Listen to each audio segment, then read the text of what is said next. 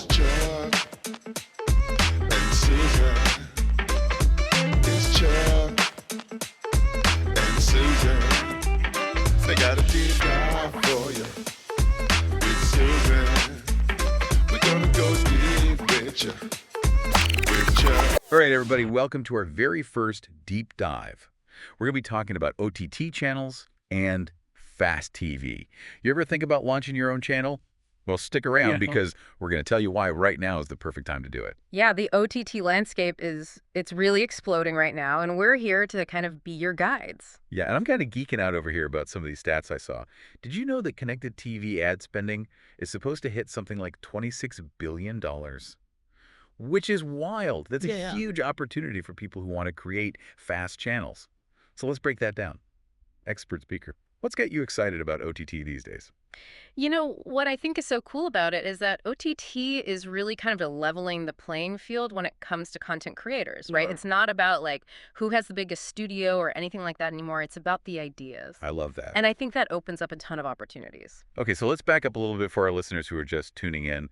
What exactly is OTT? Yeah. So OTT stands for over the top, which basically means it's delivering video content to you over the internet, right? So think Netflix, Hulu, or even like, you know, those apps you might have for like yoga or something. Right. It's like a direct line to the audience. Yep. You're bypassing cable and satellite providers. It's like cutting out the middleman. Exactly. Very cool. Yeah. So you mentioned that there's this shift from traditional television. We've all seen the rise of platforms like Netflix, Hulu, Amazon Prime. What opportunities does that open up? You know, it's interesting because it used to be that if you had an idea for a show, you had to go through all these network executives, right? Totally. You'd be at their mercy, hoping that they would pick up your show. Now you can own your content, you can build your own brand around it, and connect with a global audience. That's amazing. So it seems like the opportunities are really endless when it comes to OTT. I've seen platforms dedicated to like everything from classic movies to even like, I don't know, competitive knitting. You name it, there's a channel for it. What's behind this trend towards such specific content? I think it's that viewers want authenticity, right? They don't want to just scroll endlessly through a bunch of generic content. They want something that's for them, Right. that aligns with their passions. And that's where fast channels come in. Right? Okay, so yeah, free ad-supported television. Break it down for us. Yeah, so it's basically like the evolution of your traditional television, but there's no cable bill. It makes money from ads. Like, remember those commercial breaks? Oh, yeah. Yeah, kind of like that. But for the viewer, it's free. It's a win-win. Viewers get free entertainment and the creators are able to, you know, make money from the ads. So we've all heard of Tubi, Pluto TV. What are some of the other big players and what trends are you seeing right now in this space? Yeah, so I mean, Tubi and Pluto are kind of the big ones. Yep. But we're seeing a lot more niche fast channels popping up. I think that's where it's going. That really specific, targeted content. You find your people. Yeah, like finding your tribe. Exactly. So for our listeners out there who are thinking, hey, maybe I should launch a channel, where do they even begin? What are the first steps? Find your passion. Figure out what you're excited to share with the world. And then it's all about knowing who your audience is and figuring out how to deliver your content to them in a way that's really engaging. And if you can find that niche, you know. It's like striking gold, right? But then you have to actually, you know, create the content. Right, because content is king or queen or the whole royal court, I guess. Exactly. We always hear content is king. So let's say I know my niche, I'm super excited about it, but I'm looking at a blank page. Where do I even start? How do I build a library of content that's going to make people want to watch? Well, you have a couple of options. So you can create original content. Right. That gives you total creative control. I can see how that would be appealing. But it also sounds like a lot of work. Any advice for someone who's, you know, just starting out? Yeah, for sure. You have to be strategic, right? It's like having this pipeline of content coming out, whether it's a series, you know, or maybe shorter videos or even live streaming. You got to have a plan. Yeah, like a content calendar. Exactly. You have to think about how to keep people coming back for more. So it's not just about that one great show. It's about It's everything. keeping it going. What if creating content, original content, like right off the bat, is a little too much? Are there other ways to build that library? Yeah, so you could also license existing content.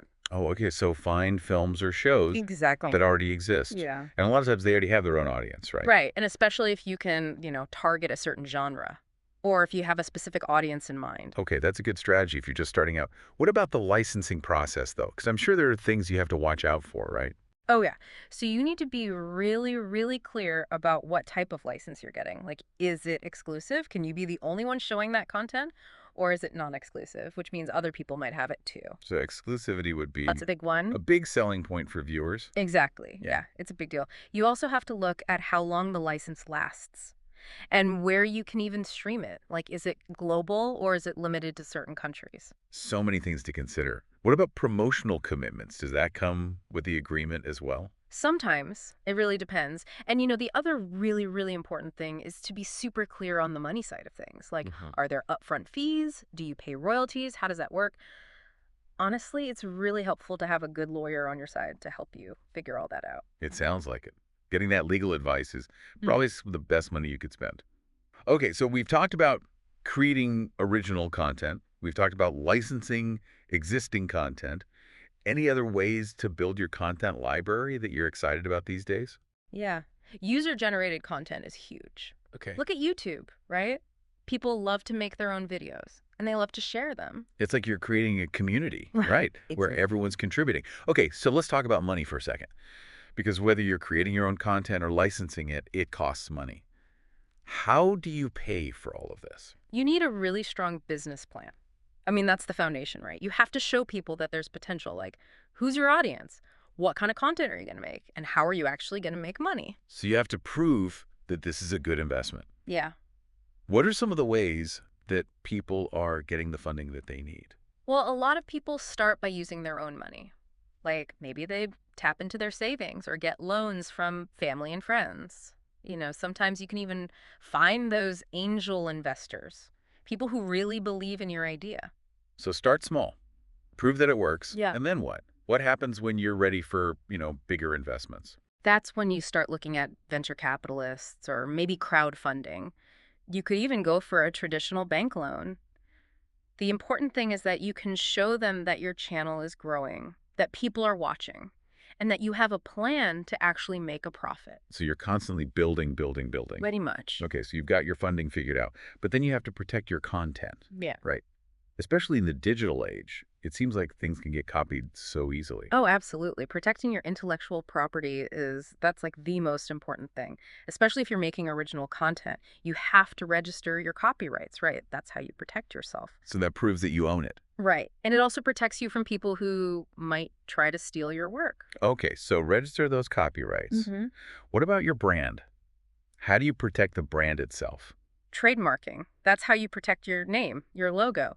It prevents other people from using something similar and trying to, confuse your audience. It's like putting a wall around your brand. But what happens if, even with all these protections, someone still tries to use your stuff without asking? Well, usually the first step is to send what's called a cease and desist letter. Okay. It's basically a formal way of saying, hey, cut it out. You're not allowed to do that. Mhm. And if they don't stop, Then you might have to sue them, which can be kind of a pain, but sometimes it's the only way to really protect your work.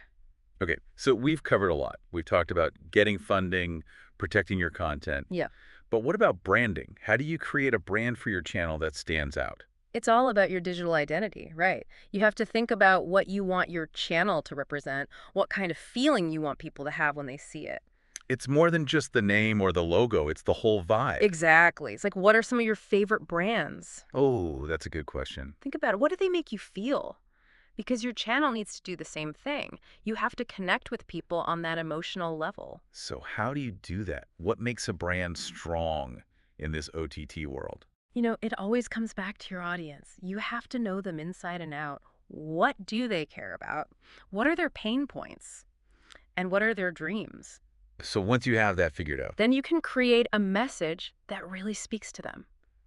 You can show them why your channel is the answer. okay, so you have a message, but how do you make it visual? That's where you think about logos, colors, fonts. All of that works together. It's like a visual language, right? Yes. And it needs to be consistent across your website, your app, your social media. Wherever people encounter your brand, it should feel familiar. So we've talked about this idea of having a website for your channel and maybe even an app. Why are those so important? Well, your website, that's your home base. It's probably the first place people will go to check you out. Right, they want to see what you're about. Exactly. They want to see what kind of content you have, maybe sign up for a subscription. And an app, why is that important? Well, these days, everyone's on their phones, right? Pretty much, yeah. So an app just makes it easy for people to watch your stuff wherever they are. Plus, you can do more with an app. Like, you can have offline viewing, send out notifications, things like that. It's like a more personalized experience. Right. But for someone who's maybe not super techy, building a website and an app, Oh, yeah. It sounds intimidating, but it's not as hard as you might think. really? Oh, yeah. There are so many tools out there that make it easy, even if you're not a coder. That's good to know. So what you're saying is there are really no excuses. I mean, it's easier than ever to get your channel out there. I love it. Okay, well, we've covered a ton today. From creating content to funding your channel to marketing. Expert speaker. Any last words of wisdom for our listeners who are ready to take that leap and launch their own OTT channel? I would say just go for it. There's so much opportunity out there. If you have a passion, if you have a story you want to tell, don't be afraid to share it. Find your people, build a community, and have fun. You heard it here first. The future of TV is out there, and it's waiting for you. What would your OTT channel be about? Something to think about. And we'll see you next time for another deep dive. It's